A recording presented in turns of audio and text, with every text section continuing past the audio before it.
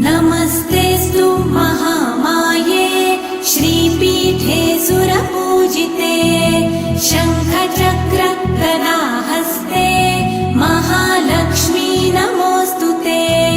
नमस्ते गरुडारूढे कोलासुरभयङ्करी सर्वपाप हरे देवी महालक्ष्मी नमोऽस्तुते। महादेव्यै च विद्महे विष्णुपत्न्यै च धीमहि तन्नो लक्ष्मी प्रचोदयात्।